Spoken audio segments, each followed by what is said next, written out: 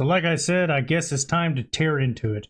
Time to tear apart the demo. Final Fantasy VII Rebirth demo needs to be picked apart inch by inch. I'm lying, it was absolutely amazing. Now I cannot state this enough. While playing the first one again, it kind of made me realize how, very slim it was. Like, it wasn't very open. Now obviously Midgar itself is a city, it's a slum, it's kind of meant to be tightly knit. Not to mention the game itself, if you play the original one, didn't have a lot of open space anyway, given not just limitations, but basically the way they designed it. It was definitely going to be pathways, and that's pretty much the whole game.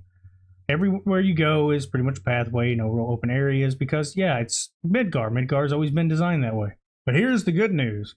Now, I played the demo. I'm not going to do any story spoilers, but I will basically essentially tell you how the game went. They added a bunch of new mechanics to it, which are tremendous. Also, some of them's kind of carryover from Integrate. If you haven't played it, definitely play it. And it shows something they call synergy, which is quite amazing. I think it's really cool. Super anime-esque, but I like it. One little nitpick, which is not a nitpick of the game itself, it's just I thought it was weird.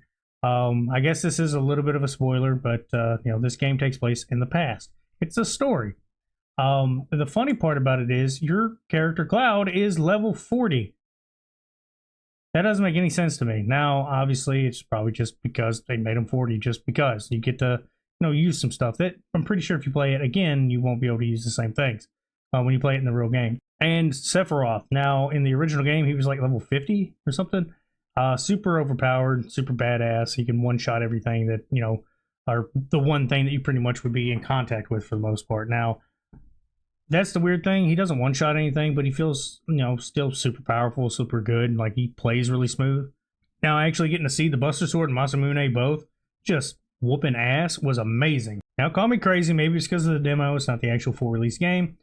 Cloud's character looked a little toned back. It didn't seem as detailed. Now, that's my only nitpick. It would be like saying 10 had, or Final Fantasy VII, remake was a 10 on graphics, and this would be like a 9.3. It just seems like a slight reduction. But other than that, it definitely had an increase in like playing speed, if that makes any sense to anyone. So basically, the way the first one worked, it felt like it was a little sluggish to me. While it still was really cool to see the different weapons, especially some from the actual original game. A little bit early access to some summons, because if everybody remembers in Midgar, you did not have any summons originally. All the summons were, post-open world. And that's another thing. The environments are super interactive. They're more interactive than since pretty much 15. 15 was where you could pretty much, if you could jump on it, you mostly could jump on it. I mean, they had hidden secrets all over the place. And if you played it enough, you could jump everywhere. Well, in this one, instead of jumping, you still have like a climbing animation now. So you're not just stuck, walking in these narrow pathways and you see a chest and it's like, oh man, I got to walk all the way around and do all this. If there's just a little bit of a fence, you can just jump the fence and go pick it up, which I thought it's not a big, amazing, feat, but for what you're getting, it's not bad. It's, a nice little bit of a touch. It basically makes the traversal a little less boring, I guess. I don't know how else to put it. And I have to say the environment design, like the actual overall aesthetic of the design of the area being more open and the creatures where they're at just seem like it played a lot better. It's not these tight-knit areas, so you can definitely tell you can run away a little bit easier, almost like 15 again. So you have your area, you run away, pretty much be fleeing. Now, this is the funny part. I got a little bit too cocky, and I definitely got killed twice. It's my own fault. Or one of the bosses ended up killing me. I got a little confused on what I was doing mechanic-wise. It's my fault. I'm not a pro gamer by no means. I just enjoy games for the story mechanics and pretty much if they have, really good control. Here's the only actual negative thing I have about it. It's a demo, which it's short, and that's fine. That's not the problem. It's a 50 gig demo or 49 gigs, something like that. Demo that also is not the full demo. Now, that sounds stupid. Full demo doesn't make sense because usually a demo is exactly where it's supposed to be. It stops. You're not getting the whole game.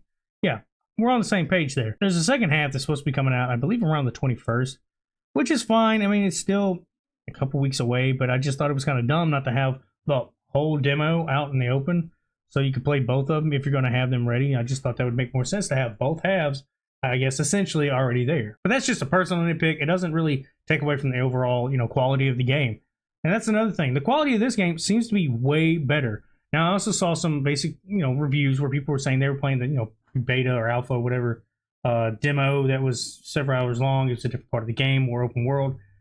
they were playing it and they were told to play it on a certain mode because there would be hiccups, because it was going to be janky compared to, you know, a full release game. But the demo, they said the change is night and day, that you can definitely see how good it is. And of course, I'm a longtime Final Fantasy VII fan, have been for quite a while, and yeah, it's really cool to see it getting re-released. Now, obviously, this is slight spoiler territory. The story is not going to be the same as the first one, but seeing a lot of the classic characters coming into, you know, our current gen, it's going to be really good to see, especially now that it's going to be a retelling. So even classic, people like me who's played the classic one, will actually get a fully, you know, fresh story. There's still going to be, from what I understand, taking the main story beats, pretty much majority of them, and still following much of the same path, but it's going to just kind of fluctuate a little bit, so we get a new story and probably new characters.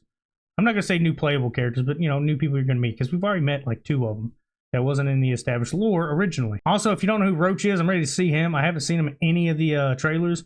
Maybe I missed it, but it would be really cool to see him reintroduced, because he's just absolutely crazy. He's like a cocaine fiend riding a bike all the time, and he's always wanting to just fight Cloud, and he even helped him out at one point just because he won against him. I'd like to see that rivalry keep going on. But I have to say, this is definitely going to be my game of the year for this year. I can already call it. Unless Dragon's Dogma kind of blows me out of the water, which that's going to be a close second. I'm going to be honest with you. It's going to be right there on its ass, because Dragon's Dogma 2 is looking like it's definitely going to be up to the hype. And the first one was definitely, you know, a cult classic more than anything. This one I'm hoping is going to get the actual sequel. You know, everybody knows what it is now, and they'll all buy it because it's definitely a good game in its own.